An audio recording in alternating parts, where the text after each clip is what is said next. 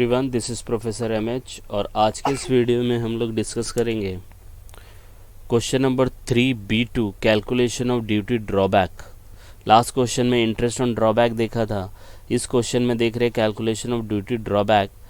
पहले इसका provision explanation होगा, उसके बाद सम सॉल्व होगा, तो इससे रिलेटेड कोई भी क्वेश्चन आएगा तो हम लोग उसको कंसिडर कर सकते हैं। तो क्वेश्चन देख लेते हैं पहला।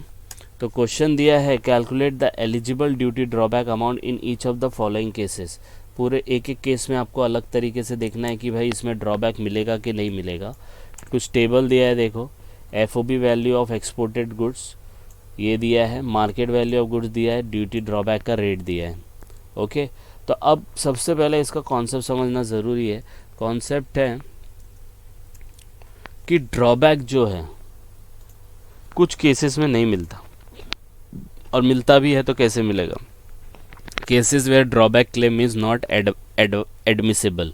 ड्रॉबैक का मतलब होता है जो ड्यूटी आपने भरा वो रिटर्न मिल रही है। तो रिटर्न किस सिचुएशन में नहीं मिलती है, तो पहला जो सिचुएशन है वो ये है, if market price of good is less than the amount of drawback.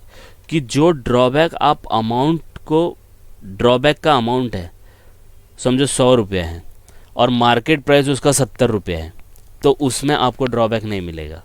क्योंकि ड्रॉबैक ज़्यादा हो रहा है आपके मार्केट प्राइस, तो मतलब कोई उसका सेंस ही नहीं बनता ना, कि मतलब मार्केट में वो प्रोडक्ट का कोई वैल्यू ही नहीं है, यूजेबल ही नहीं है ना। तो अगर मार्केट प्राइस कम है ड्यूटी ड्रॉबैक से तो आपको वो ड्रॉबैक नहीं मिलेगा। दूसरा, ड्रॉबैक इज़ लेस देन 50। ये ऑब्जेक्टिव में भी आ सकता है, थ्योरी में भी आ सकता है, आप लोग लिख सकते हो, आपका कॉन्सेप्ट क्लियर हो जाएगा। तो अगर ड्रॉबैक का अमाउंट आपने कैलकुलेट किया और वो 50 रुपये से कम है, 40 रुपये आता है, उतना ड्रॉबैक गवर्नमेंट नहीं करेगी, उससे ज़्यादा प्रोसीजर में चला जाएगा, राइट। तो सेकेंड 50 रुपीज़ से कम रहेगा तो not allowed. Drawback amount should not exceed, ये याद रखने का, 1/3 of the market price of exported goods.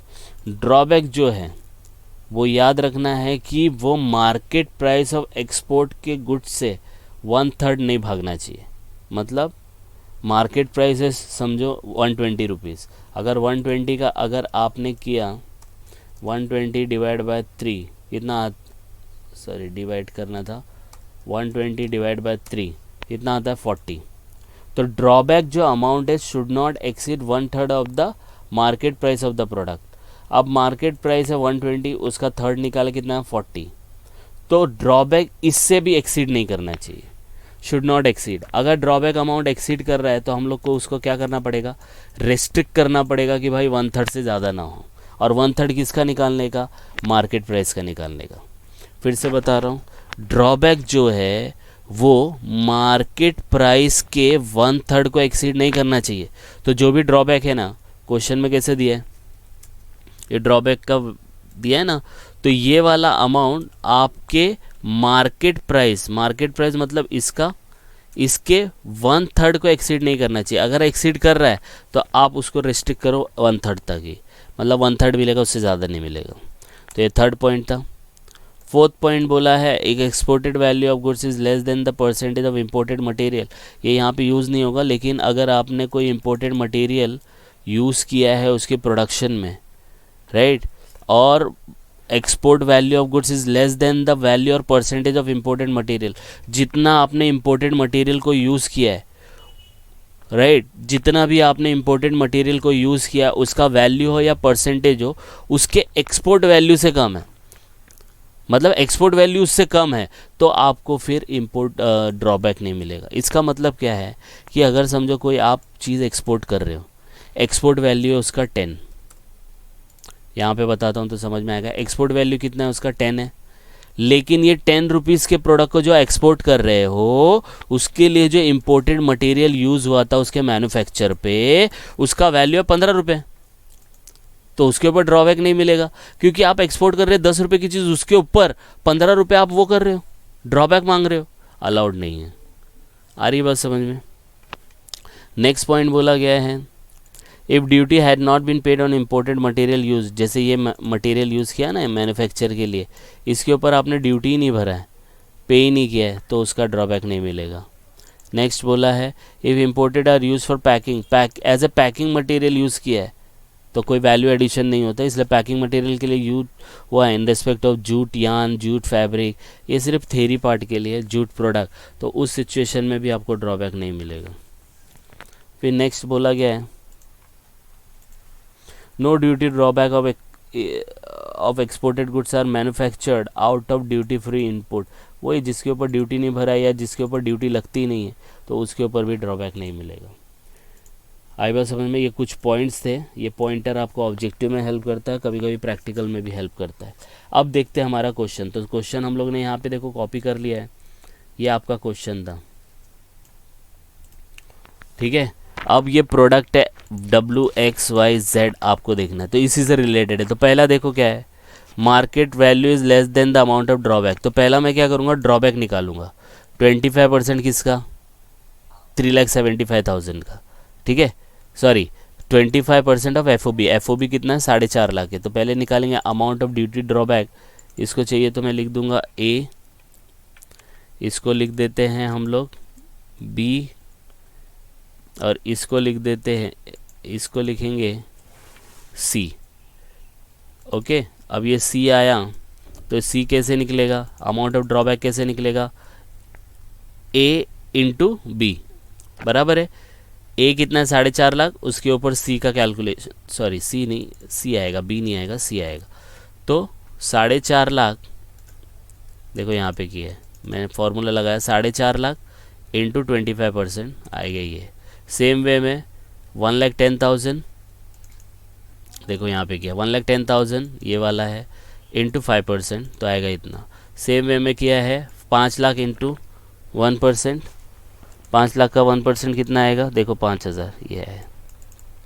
फिर दूसरा क्या है, 12 लाख इंटू 0.8%, ये आ गया। तो अमाउंट ऑफ ड्रॉबैक, तो सबसे पहला क्या है केस कि market price of goods is less than the amount of drawback. Market price अगर कम है तो ड्रॉबैक नहीं मिलेगा। तो मार्केट प्राइस देखो कितना, 3,70,000, 1 लाख, 4 लाख, 10 लाख, और ड्रॉबैक कितना है, कम है। देखो ड्रॉबैक उससे कम है तो अलाउड है, ड्रॉबैक मिलेगा। मार्केट प्राइस ज़्यादा ही होनी चाहिए ड्रॉबैक के अमाउंट से। आई बात समझ में? इसको लिख देंगे अपन यहाँ पे आपके रेफरेंस के लिए D, ठीक है। अगर B और D ये कैलकुलेशन और ये कैलकुलेशन, ठीक है, कम है, मार्केट प्राइस कम है तो फिर ड्रॉबैक नहीं मिलेगा, मार्केट प्राइस ज़्यादा है तो मिल जाएगा। तो ये वाले जो अमाउंट है ये ज़्यादा है, मतलब कम है मार्केट वैल्यू से, तो ड्रॉबैक सबका मिलेगा। पहला सिचुएशन 50 से कम है क्या, नहीं 50 से नहीं, तो सेकंड वाला भी सेटिस्फाई हुआ, इतना ड्रॉबैक मिलेगा। थर्ड वाला क्या बोला है, 1/3। अब ये कैलकुलेशन है, इन सब का मतलब नहीं है, क्योंकि यहाँ पे ना मटेरियल, इंपोर्टेड मटेरियल के बारे में नहीं दिया है, पैकिंग मटेरियल के बारे में भी नहीं दिया, ड्यूटी इनपुट के बारे में नहीं दिया है। तो ये 1/3 का एक लास्ट कैलकुलेशन बचेगा। 1/3 का क्या बोला है, drawback amount should not exceed 1/3 of the market price. तो मार्केट प्राइस कितना ये दिया है, उसका 1/3 निकाल लेने का। तो 1/3 मैं देखो यहाँ पे लिख देता हूँ, 1/3 of market price of goods चाहिए तो यहाँ पे कैलकुलेशन में B लिख दूंगा, B इंटू 1/3। तो B क्या है, 3,75,000, उसका 1/3 निकालने का, तो कितना आएगा, 1,25,000। इसका कितना आएगा, 1 लाख का 33,333, 4 लाख का 1,33,333, फिर 3,33,000 इतना आएगा। अब चेक करो क्या बोलता है, drawback amount should not exceed. तो ड्रॉबैक अमाउंट कितना है, C, तो ये वाला मैं अलग से हाईलाइट करता हूँ, और वो है दूसरा अमाउंट है ये। तो ड्रॉबैक अमाउंट, सॉरी ये गलत जगह पे लग गया, ये है ड्रॉबैक अमाउंट। तो drawback amount should not exceed 1/3 of the market price. अगर एक्सीड भी किया तो रेस्ट्रिक्ट कर दो। तो मार्केट प्राइस 1/3 कितना है, 1,25,000, तो उसी के अंदर है 33,000, 5,500, 1,33,000, 5,000, 3,33,000, 9,600। आई बात समझ में? तो amount of drawback is not exceeding only, exceed नहीं कर रहा है तो ड्रॉबैक मिल जाएगा। तो यहाँ पे हम लोग लिख सकते हैं एलिजिबिलिटी, यस मिलेगी सबकी, क्योंकि सबका कैलकुलेशन प्रॉपर, मतलब जो भी आपका इन्फॉर्मेशन है उसी के अंदर है, तो इसलिए एलिजिबिलिटी यहाँ पे लिख दिया यस। और फिर यहाँ पे अमाउंट जो आएगा, जो भी ड्रॉबैक का अमाउंट रहेगा वो पूरा लिख देने का। देखो एडमिसिबल ड्रॉबैक। आई बात समझ में, यस और नो? तो इस तरीके से कैलकुलेशन किया जाता है। ठीक है, तो इसको आप गो थ्रू करो, कुछ डाउट आएगा तो कमेंट करके बता सकते हैं। And please like and subscribe for more videos. Thank you.